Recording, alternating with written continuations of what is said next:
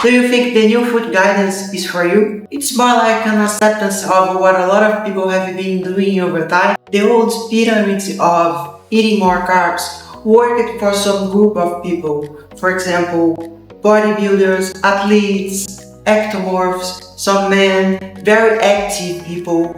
But for the majority of people, especially women over 35, it's backfired. More carbs, more cravings, more crash, more insulin resistance, and more belly fat. I coach women over 35, in their 40s, in their 50s, in their 60s, and the metabolism is not the same as when they were in their 20s.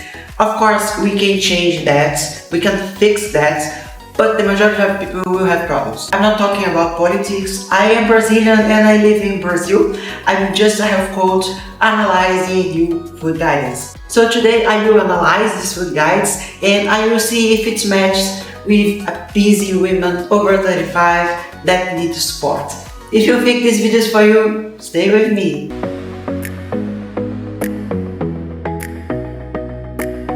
So let's compare the pyramids. We see the old one and the new one, they look opposite. The old one, they asked us to eat more carbohydrates and just a tiny bit of protein. And the new one, we will eat more protein, more vegetables and less carbohydrates. Before I start talking about this, let me know, are you already following the new guidelines? Are you having results? Are you feeling better? Are you not having results? Let me know in the comments. So going back to the comparison, the old one worked more or less. We see a lot of people with insulin resistance, obesity, a lot of people overweight, and we know that carbohydrates can desensitize our insulin receptors. If you have insulin resistance, your body doesn't metabolize carbohydrates well and you may gain weight. So think about carbohydrates as our main source of energy.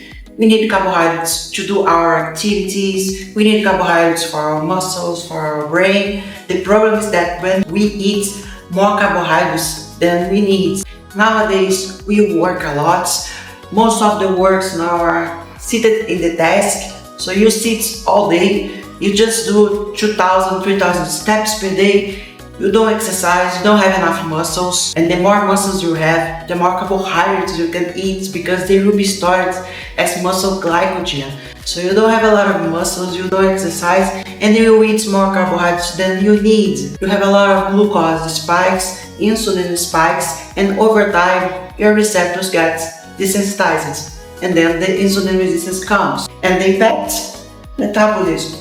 That's why over time you keep destroying your insulin sensitivity, and then when you get near your 40s, in your middle 30s, in your 40s, in your 50s, your body doesn't respond well anymore. So you see that this pyramid doesn't fit with our modern society. Again, if you are a bodybuilder, an athlete, you can eat more carbs, they are going to help you a lot. But if you are a regular person that doesn't exercise and stays in your desk full day, a lot of carbohydrates won't work well for you. Going back to the women over 35 who already destroyed their insulin sensitivity and need to get that back. Let's analyze if the pyramid work for them.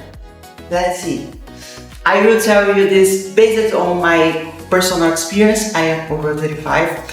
I work with a lot of women over 35 as well. Okay? So let's go to the guides. First, prioritize protein at every meal. This one is very important. I always said that to my clients. Protein will help indirectly improve your insulin sensitivity. When you eat carbohydrates alone, you have a lot of spikes of glucose and your insulin needs to spike as well to support you.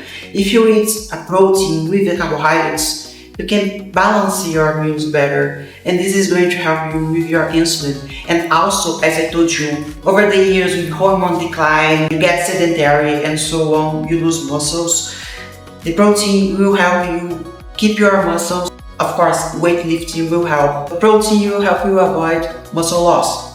Protein also stimulates the mTOR path, and IGF-1 levels, which are anabolic hormones that will help you build muscles. Second one, consume full-fat dairy with no added sugars. There is a nuance here, but first, you need fats to produce hormones. Cholesterol will help you produce hormones. Don't think about cholesterol as your enemy, okay? Calcium is always support your bones, and we know that dairy will have a lot.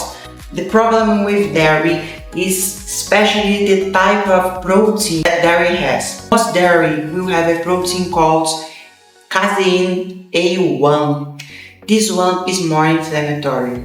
For example, if I have a client with an autoimmune disease, for example Hashimoto's, I won't give them A1 casein because it's more inflammatory. But there is another type of casein called A2 that is less inflammatory. So I will recommend my clients and myself to eat the casein A2 because it will cause less problems. So dairy is nice for many things, but we know that the protein can inflame some people.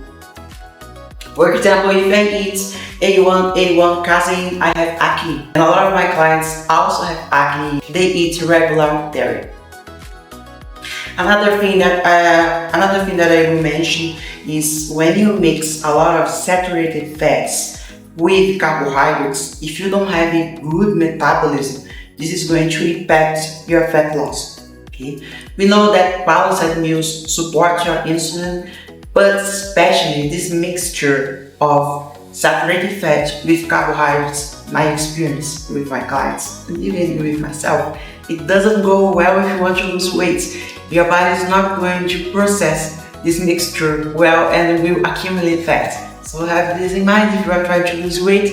It's healthy, the mixture is healthy, but for aesthetic purposes, not always is going to be healthy. And if you mix refined carbohydrates with saturated fat, this is a bomb and it can worsen your insulin. Okay, you see that in processed foods. Eat vegetables and fruits throughout the day, focusing on whole forms.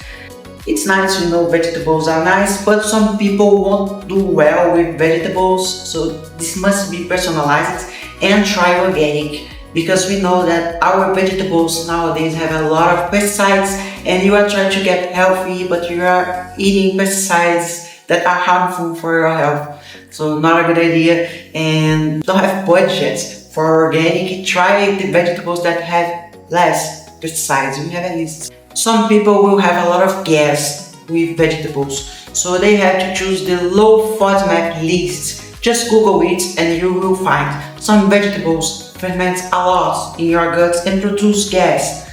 Some vegetables don't. So the low FODMAP list have the vegetables that don't ferment a lot, don't produce a lot of gas. Pay attention to that if you have problems in your guts, especially for example SIBO. Another thing to have in mind, vegetables will have anti-nutrients that can impact absorption of some minerals. So for example, if you love oats can impact mineral absorption, but you can soak them overnight. You are going to reduce the anti-nutrients. Okay, just a tip. Incorporate healthy fats from whole foods such as meat, seafood, eggs, nuts, seeds, olives, and avocados. This one is perfect. Meat is good for us and we know that, and we have to keep it. Of course, avoid processed meats because they will have a lot of additives that make it harmful. Next, focus on whole grains with sharply reducing refined carbohydrates. The whole grains, they work for some people, but if the person has also autoimmune disease, we cut out the grains because it can worsen the condition. And if the person has gut issues, very strong gut issues, IBS and such, grains may make it worse. So you have to personalize this. It means high processed foods, added sugars and artificial additives. This is obvious, we know. Eat the right amounts for you based on your age, sex, size and activity level. Personalized health will support you.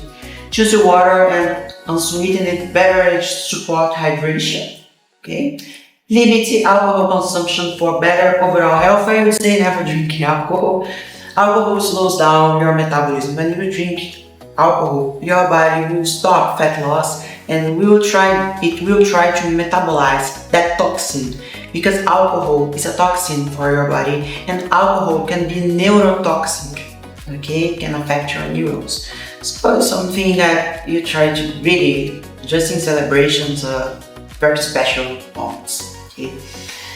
Okay, so for women over 35, what in this list is going to help? Going back, protein in every meal. This is very useful, especially because over the years, with hormone decline, we start to lose our muscles and the protein is going to help. If you lose more muscles, if you keep losing more muscles, your metabolism is going to slow down a lot and you will end up eating, for example, 1000 calories and not losing weight. So muscles, active metabolism, protein, very important. It's the right amount for you. It's also important for women. The hydration, the alcohol, as I mentioned before. And there are some things that you can also check that are going to support you. Hormones.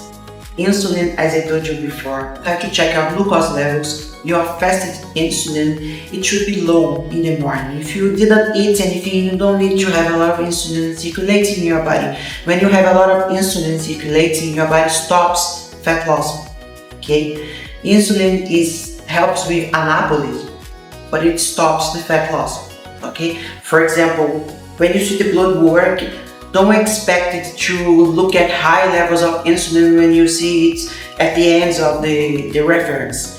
If you have an insulin over 6, you already struggle to lose weight, and we see that the diabetes will be like 20. So have this in mind. Estradiol is very important and it starts to drop over 35, and it's also an anabolic hormone and is a hormone that helps with your metabolism and makes you young. Progesterone is another one that you have to pay attention. Cortisol levels, because over time, as we bring our insulin, we also bring our adrenals, and if you have adrenal dysfunction, you will struggle a lot to lose weight and your quality of life will drop a lot. DHEA sulfate also supports your adrenals and hormone production. You need to have good levels as well. Thyroid and maybe testosterone levels, but in women it's hard to see the levels. You check by symptoms, by looking at the symptoms.